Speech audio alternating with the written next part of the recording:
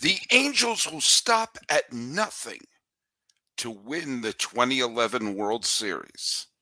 I'll explain. You are Locked On MLB, your daily MLB podcast. Part of the Locked On Podcast Network, your team every day.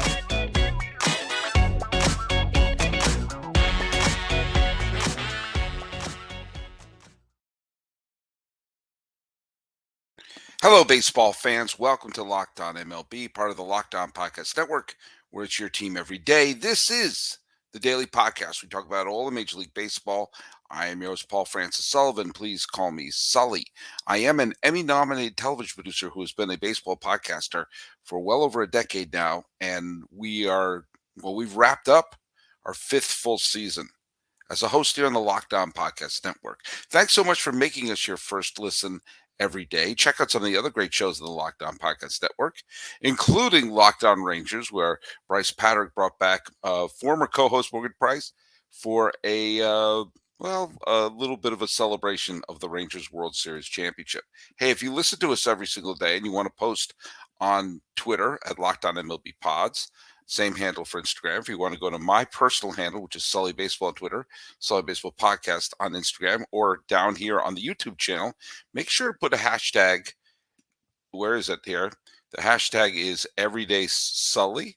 Where is it? There it is. Everyday Sully. So I have an idea of who is listening every day, and maybe I'll read some of your posts here on the show. Hey, let's talk about the trivia question that I had for the other day, which was, who are the people who have won the following awards? All of them.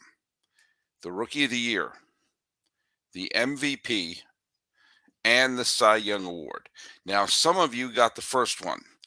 Susan Townsend got the first one, or not the first one actually, but one of them, which is Justin Verlander, Rookie of the Year, multiple Cy Young Awards, won the MVP. He is one of them. Who else? Wrigley Piano says Justin Verlander. And one or two other people said Justin Verlander, but only Court Stell got both of them.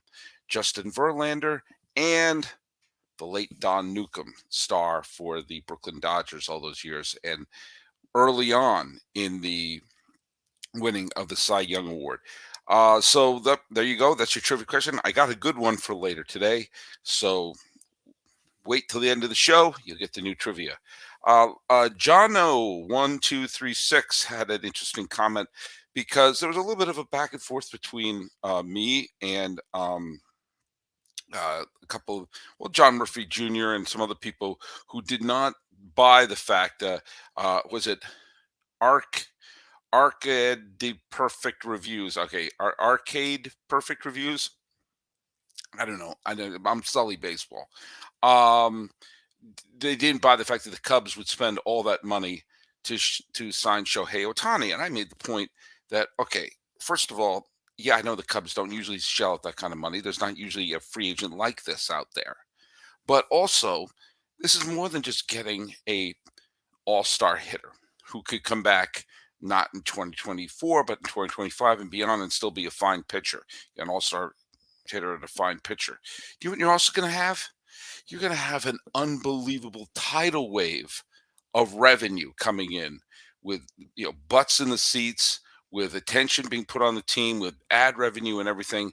And Jono1236 wrote to me regarding that. He says, I'm in Dublin. This is Jono. I'm a Yankee fan. Okay. And I'll be going out to buy me some Ohtani merch when he signs for 10 to 12 years anywhere. So yes, that revenue Ohtani brings got to reach far and plenty worth it. So, let's say he signs in Chicago, goes all the way from Chicago to Dublin, and I'm going to go out on a limb here and think it would go from Chicago all the way back to Japan. Piles of money coming in. It's not like they're burning the money. This isn't that scene from The Dark Knight when the Joker burns all the money, okay? That's going to be money well spent. Someone is going to sign Ohtani to a decade.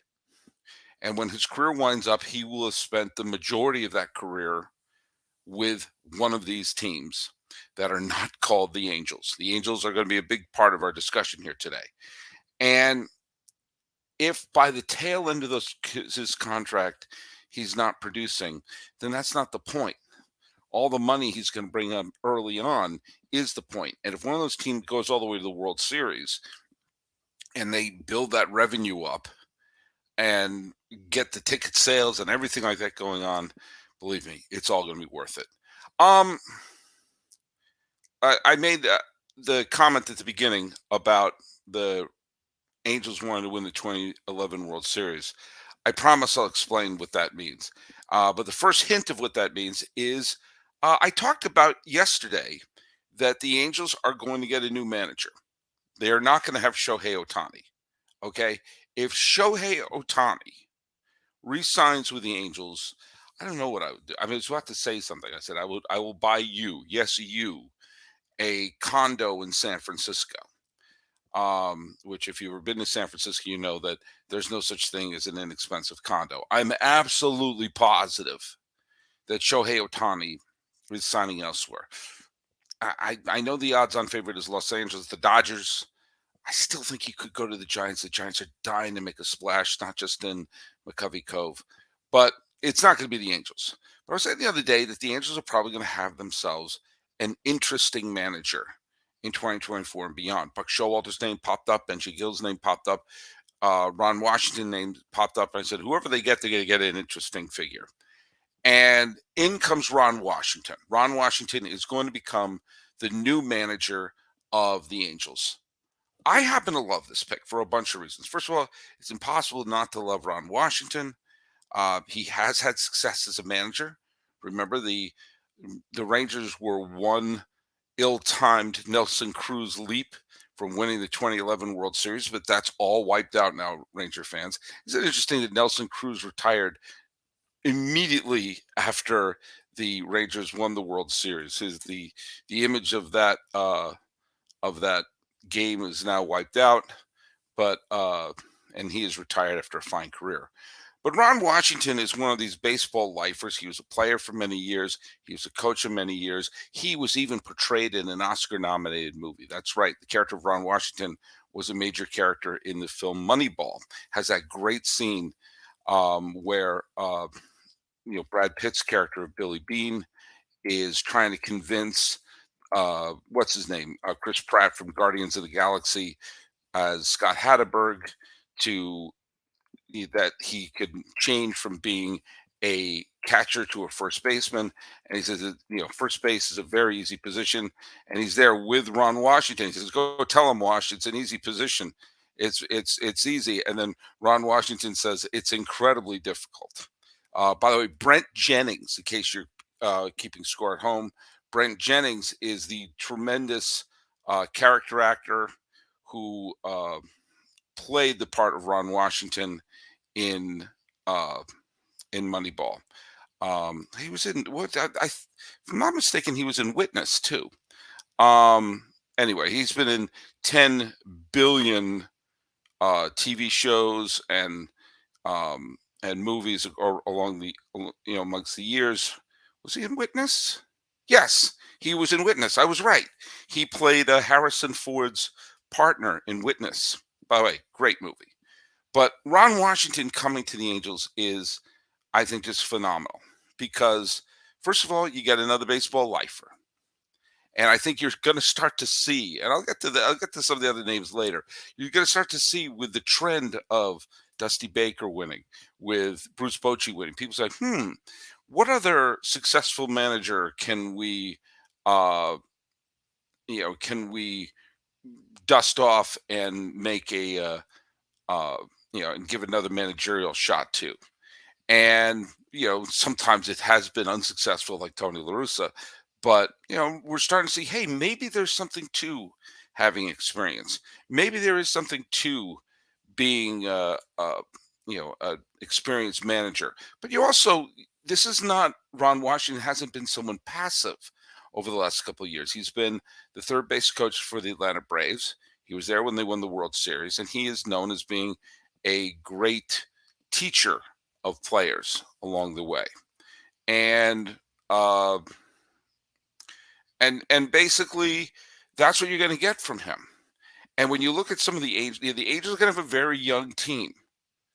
The Angels are going to have a young team, a young impressionable team, and they've got players like Nolan Schnuel, if I'm pronouncing his name correctly, Kyron Paris, Ben Joyce he's a young pitcher on the team, but infielders like Levon Soto, Jordan Adams.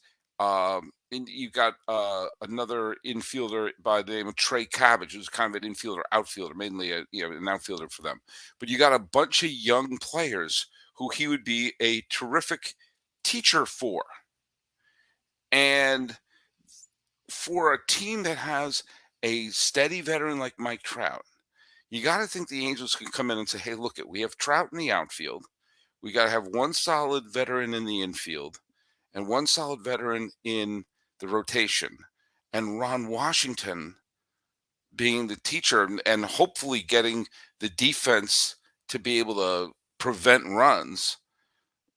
Look, if they're still going to have the management, they're still going to have the mentality of that team. But I think this is a great pickup. This is someone who you could look at. He's someone who's been there, done that, and universally respected.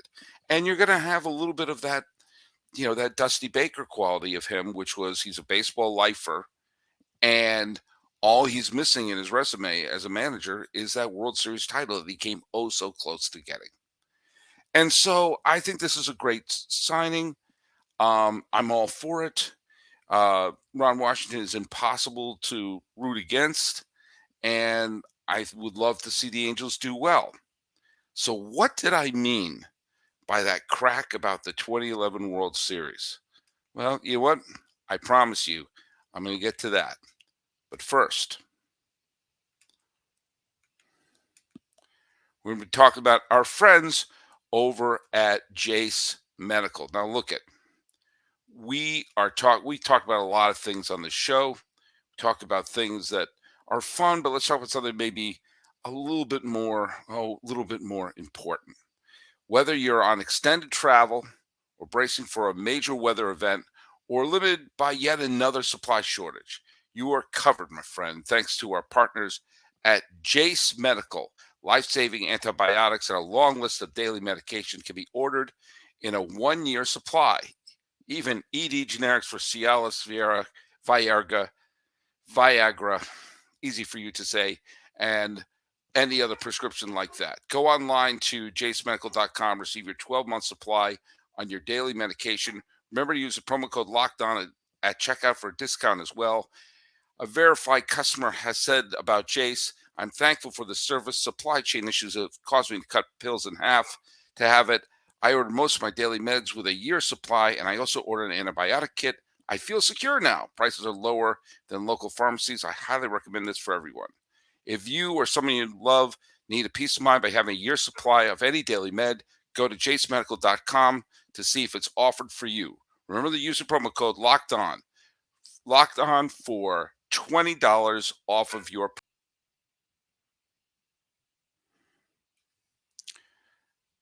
All right. I mentioned I was going to talk about the 2011 World Series. Why am I bringing that up? Well, that year, it was a great World Series and had one of the great games of the last 20 years, which was the classic Game 6 of the World Series, where the Rangers twice were one strike away from winning. The Cardinals came storming back both times, and now that hardship is behind them. Well, the manager of the Rangers that year was Ron Washington. Ron Washington is now the manager of the. Ron Washington was the manager of the Rangers that year. Who was the MVP? Who was the one who got the triple over the head of Nelson Cruz that scored the 2 tying runs? Who was that? That was David Freese. And David Freese hit the walk-off home run in Game 6 and wound up being the World Series MVP. Remember Albert Pujols. Albert Pujols was on that team, and he hit 3 home runs in one game and was a big reason why the Cardinals won that World Series. He scored on the David Freese triple. Who hit the home run that briefly gave the Rangers the lead in Game 6 of that World Series. It looked like he was setting up a World Series championship. That was Josh Hamilton, who was part of the Rangers along with one of their starting pitchers, C.J. Wilson. And by the way, who did David Freese hit the walk-off home run off of? That would be Texas Rangers reliever Mark Lowe. Why am I bringing up all these names? Why could I also bring up Ian Kinsler? I could also bring up David Murphy. I could also bring up reliever Fernando Salas. I could also bring up Craig Gentry. Do you know why I'm bringing all these people up? Pujols, Freese, Washington, Hamilton, Wilson, Kinsler. I'm bringing them all up because they all were part of that World Series and they all ended up on the Angels. And the Angels seem to be weirdly obsessed with that World Series. The minute that World Series was over, they signed Albert Pujols to a 10-year contract, of which I said the week they announced that. Wait, you can go to the old Sully baseball videos from back then. I said, this is a ridiculous contract. They're giving Albert Pujols 10 years? I said, that contract's going to blow up in their face. Of course it did. They traded away a couple of good players, including Randall Grichuk, to get David Freese to the team. They signed C.J. Wilson to a ridiculous contract. They signed Josh Hamilton to a ridiculous contract. And and there just seems like a weird obsession that the Angels have with that World Series. Like they just want to like relive it. They watched it. They said, that's really great. We want to have those players on our team. And a lot of them have come through it. Now almost all the players are retired from the team. Oh, wait, Lance Lynn is still available. Better sign him. Come on, keep the players rolling in. Can't help but wonder, with Ron Washington back, who else can they dust off? I think Schultz should be the manager of the Padres. He was the manager of the year in the National League in 2019. Well, that wasn't that long ago. Buck Showalter was the National League Manager of the Year in 2022. That wasn't that long ago. I think that there's going to be a trend of people saying, like, let's bring in a manager who's been there and done that. I still can't believe Joe Maddon is unemployed at this point. If I were the Milwaukee Brewers looking at their team right now, I would take a good long look at either Buck Showalter or Joe Maddon. Why not Joe Maddon? In fact, why not have a team say, we're going to have Kim Ng be our GM and bring in either Buck Showalter or Joe Maddon to be the manager and just take a step back and let them do their job? I mean, did Joe Maddon suddenly become dumb? Wasn't he the great genius from 2008 until for a 10-year span, from 2008 to 2018, the miracle of taking the Rays to the World Series in 2008. That is one of the great miracles in the history of baseball. I'll say it. And getting them back to the World Series, back to the playoffs in 2010 and 2011 and 2013. Things went awry. And then he is the Rays in the playoffs in 2013. Things go funky in 2014. So he's with the Cubs in 2015. Gets the Cubs to the NLCS in 2015. They win the freaking World Series in 2016. They get back to the NLCS in 2017, and they lose the wild card game to Colorado in 2018. But the Cubs are contenders all the way through there. Things get wonky in 2019. He joins the Angels, one of the weirdest and most dysfunctional organizations in baseball. You have the COVID year. You have all sorts of funkiness happening. And then he gets, they got off to a great start in 2022. Then they go on a big slump, and he gets fired. He went from being this superhero in 2020 to being fired in 2022. Was it the organization? Was it just not the right fit? I don't know, but some team, we're learning the importance of having managers who have been there and done that. Whether it's a longtime minor league manager and a baseball lifer like Snitker, or Hall of Fame bound managers like Bochy and Dusty Baker. And let's face it, Joe Maddon is probably a Hall of Fame manager as it is. But if he comes in and takes another team to the postseason after the miracles in Tampa Bay and Chicago, why not? Why not? Why not Milwaukee? Seriously, I don't understand why Cleveland didn't. Get the guy. Maybe how I said that Bruce Bochy became the first person to beat a team in the World Series and then join the team he beat and win a World Series with that team. He beat as the manager of the Giants. He beat the Rangers in 2010, then joined the Rangers and won the World Series as the Ranger manager. Well, Joe Madden could fulfill that if he joins the Cleveland team that he beat in 2016 and wins with Cleveland. He can join Bochy in that and also be Hall of Fame bound. But I wonder, I wonder if someone's going to dust off John Farrell, who won the World Series with the 2013 Boston Red Sox. I wonder if someone's going to dust off Yost, who won the World Series with Kansas City. I wonder if someone is going to dust off Ozzie Guillen, who's probably chomping at the bit to manage. I doubt Guillen is going to come back, but why not? Why not? Someone like Clint Hurdle, who did so well as a manager for both the Colorado Rockies and the uh, uh, the Pittsburgh Pirates. By the way, I actually, while I was recording this, had to look up. I couldn't remember if Bud Black was still the manager of the Colorado Rockies, and he is. Another great baseball lifer, another former manager of the year. I think that's going to be coming premium. But do you know what? I'd love to see Showalter land, and I'd love to see Joe Madden land. But right now, guess what, Angels? You have a great chance of winning the World Series in 2011.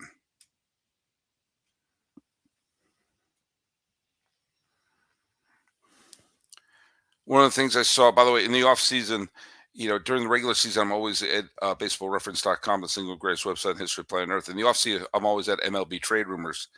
That's right up there with the greatest websites in the history of the planet Earth.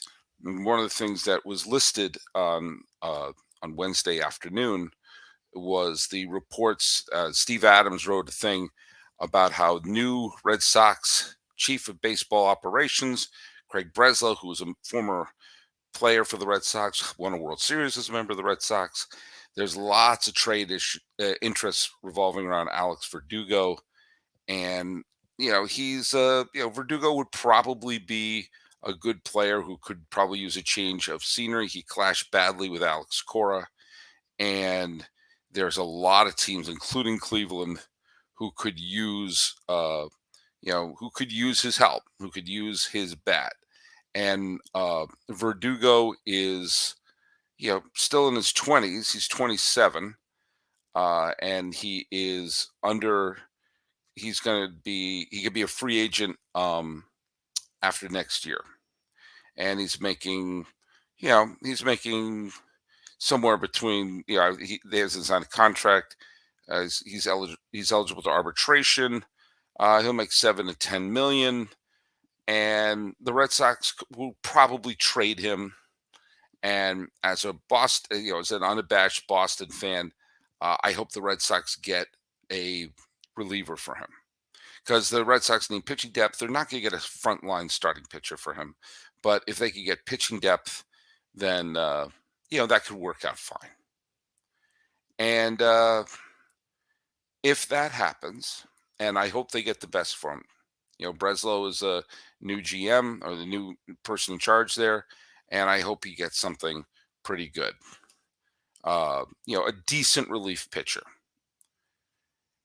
But if and when that happens, then we're looking up at the Red Sox, and you'll see a decent reliever for Alex Verdugo, and Connor Wong will be the final remnants of the Mookie Betts trade.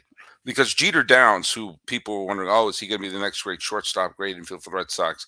He was waived. He's gone. He's not on the team anymore.